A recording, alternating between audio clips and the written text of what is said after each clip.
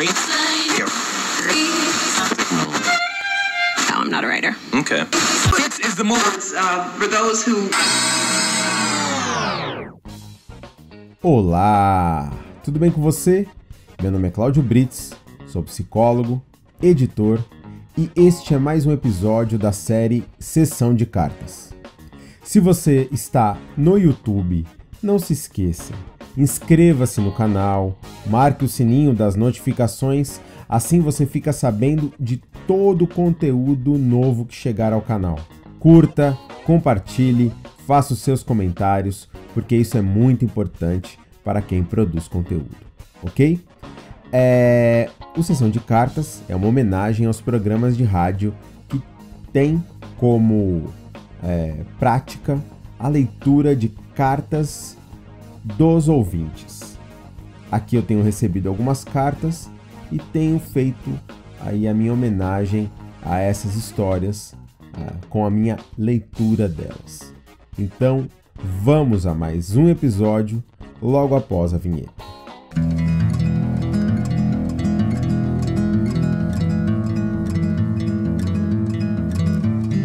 Esta carta foi enviada pelo Fabrício para a Celina. Celina, eu queria dizer uma coisa para você. Às vezes você me chama de insensível, de monstro, de bruto. Não negarei, talvez eu seja tudo isso mesmo. Eu até saí das redes sociais. Não tenho tesão de ser perfeito, nem de ficar apontando o dedo para os outros. Não quero ser o primeiro a apedrejar e nem ser marcado como aquele que gritou pula para o suicida. Todo esse movimento me lembra aquelas turbas com forcas inchadas e tochas indo em direção à casa da bruxa. Mas, dito isso, não quero dizer que não existem coisas horríveis acontecendo a todo momento. Dito isso, não quero dizer que não existem vítimas. Mas as pessoas são diferentes. Elas podem ser diferentes. Então, por isso eu vou contar a você o que aconteceu comigo quando eu era um rapagão. Na época, eu era bem novo. Criado em casa, à base do leite de pera, estava começando a dar meus passos para fora do colo do papai e da mamãe. Moleque de tudo. Eu tinha uma namorada, a Tânia. Não deu certo. Não sinto falta dela. Digo, ela era legal, etc., mas éramos quase crianças. Como dizer que era melhor naquele tempo? Todos nós uns bocós, se achando os adultos. Meu cunhado da época era mais novo que eu, e bem mais maduro que nós dois. Fazia o curso no Senac, cabeça de engenheiro, já tinha uma ideia de futuro. A gente se dava bem.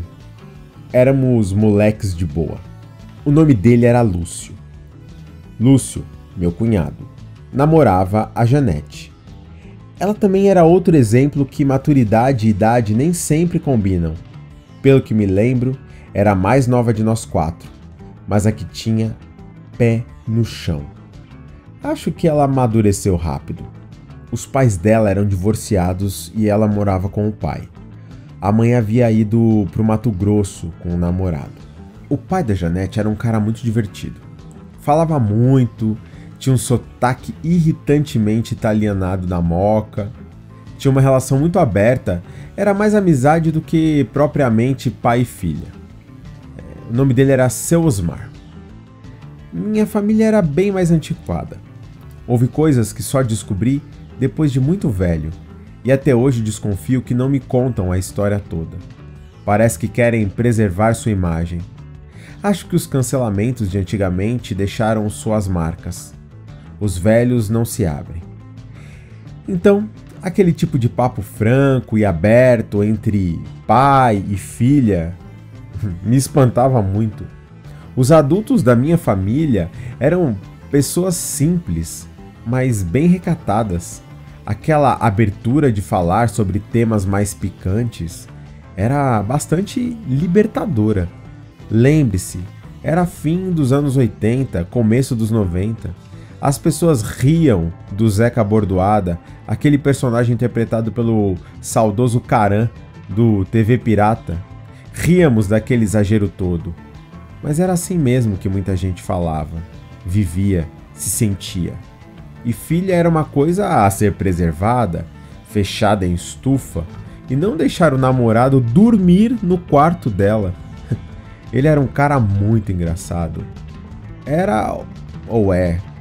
Conheci esse pessoal em uma viagem, e depois que terminei, não havia mais nenhuma forma de contato. Eram tempos pré-Orkut, Google, Facebook, não faço ideia por onde andam. Bem, como éramos jovens e durangos, nossos programas eram baratos. Era mais o tempo do ônibus e metrô para chegar onde queríamos. Por isso, era normal programinhas bem básicos, ir para a casa da namorada, assistir um VHS da locadora e ficar se atracando no sofá, toda a hora que não houvesse um coroa olhando. Confesso que preferia ir à casa do seu Osmar. O cara era muito engraçado, falava de igual para igual com a gente, sem aquele peso que o pessoal mais velho dava às questões.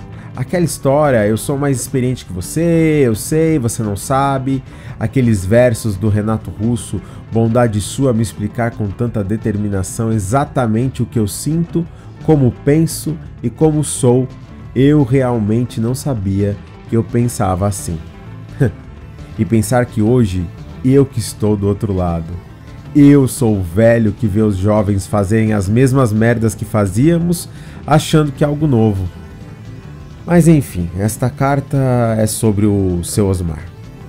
O fato é que a gente gostava de ir à casa do seu Osmar.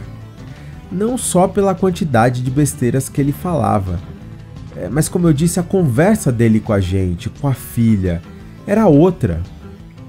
Pra você ver, nós sabíamos que ele tinha uma coleção de fitas pornô na casa dele e que ele frequentava os cinemas trash que existiam no centro da cidade. Acho que hoje todos eles já viraram templos evangélicos ou estacionamentos. Olha, eu particularmente não acreditava que ele fosse em cinemas. Na minha cabeça, o velho devia frequentar boates ou coisas assim. Afinal, não fazia muito sentido dizer que frequentava cinemas pornográficos. No mínimo, ele devia fazer outra coisa e estava disfarçando com as saidinhas que ele contava para todo mundo. Era uma espécie de linha moral que ele não queria cruzar na relação com a filha. E era assim que eu imaginava. Mas mal sabia eu.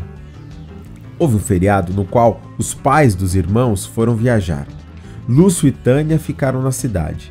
Combinamos que passaríamos o feriado no apartamento de Janete. Seu Osmar faria um baita almoço pra gente, a gente jogaria o War à tarde e ficaria um clima legal. Ele mesmo preparou uns pratos enormes e bem gostosos em sua pequena cozinha. Nós éramos praticamente crianças. Eu não era de beber cerveja e a família de minha namorada menos ainda. Seu Osmar talvez esperasse que nós o acompanhássemos, mas não foi o caso. Por isso, tomou várias, deu conta de todos os vasilhames que tinha comprado, a ponto de ficar bem mais alegre, que já era o seu normal. As meninas ficaram na louça, e para não ficar trancando a cozinha, fomos para a sacada. O edifício era antigo, eu lembro das pastilhas soltas na mureta, que fiquei brincando com elas na mão. Seu Osmar começou a contar piadas de tiozão, meio baixaria. Lembrei de algumas, ficamos ali trocando ideias. Dali, o sogro de meu cunhado contou que daquele ponto, um dia, viu uma mulher transando em uma das casas da rua, com riqueza de detalhes. Demos risadas, gostosas, canalhas. Seu Osmar comentou na maldade que a moça devia ser profissional, que o desempenho dela equivalia às das senhoras das fitas VHS. Sim, daquelas fitas pornôs que todo mundo sabia que ele possuía. Mordi a isca. Clickbait. Perguntei se ele não poderia mostrar a coleção. Ele levou o assunto ao pé da letra. Meu cunhado, espertamente ou envergonhado, escapou e foi à cozinha junto das meninas. E eu nem percebi. Parando para pensar, deve ser esquisito ficar vendo a coleção de baixarias de seu futuro sogro. E eu, pra falar a verdade, imaginava que ele fosse mostrar as fitas. Algo assim. Não botar no videocassete e passar o filme enquanto o restante da molecada estava na cozinha. Nesse momento, algo começou a formigar na minha nuca. Parece que não estava exatamente preparado para aquela abertura toda, vamos dizer. E enquanto discorria sobre as qualidades da moça no vídeo em questão, seu Osmar começou a dividir intimidades, um pouco mais do que as que eu gostaria de saber. Por exemplo, contou de seus passeios aos cinemas pornôs no centro da cidade. E eu, que imaginava que o velho ia até alguma boate da Praça Roosevelt, descobri que o destino era mesmo o cinema e que o cinema não permitia a entrada de mulheres. Caso entrasse alguma mulher na sessão, os espectadores vaiavam. E contou que havia conhecido um rapaz e transado com ele bem ali, naquele sofá, onde todos estavam conversando até bem recentemente. Como que, para coroar a história, retirou o pênis para fora e passou a se masturbar. Momento no qual, completamente aturdido, eu fugi para a cozinha. A cozinha onde havia 3 pessoas, uma delas a filha. Os 3 estavam rindo, um pouco como se nós 2 houvéssemos cometido uma travessura. Mas penso que Tânia, minha namorada, ficou intrigada com minha expressão. Digamos que a partida de War que se desenrolou depois foi curta, ao menos para mim. Decidi entregar meus territórios logo e inventei uma desculpa para sair dali. A moral dos meus exércitos estava muito baixa e não conseguia me concentrar no jogo. Nos dias seguintes, a gente ainda devia se encontrar, inclusive o seu Osmar, mas eu me recusei. Não contei nada para ninguém. Para mim, ficou claro que eu era o alvo. Eu era bem novo e educado, e isso eu percebi muito tempo depois, ser educado não era sinal de macheza. É uma forma idiota de pensar, e você deve ver resultado dessa cultura até hoje. Seu Osmar notou o erro que cometeu e insistiu bastante para que eu aparecesse, ao menos segundo a Tânia. Eu confesso que isso ficou como segredo colado em minha boca. Durante o tempo em que estive namorando, eu fiquei pensando se deveria delatá-lo, mas eu não tinha nada contra ele, exceto sua falta de noção. A falta de noção daquele momento.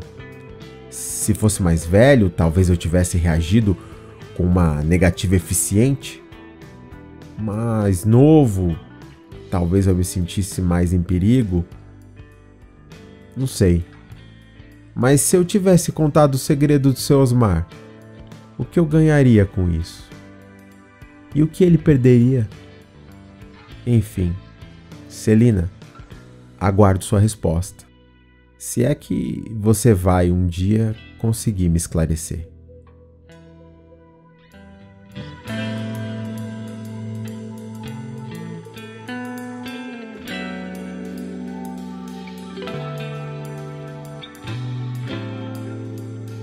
Este foi mais um episódio da série Sessão de Cartas.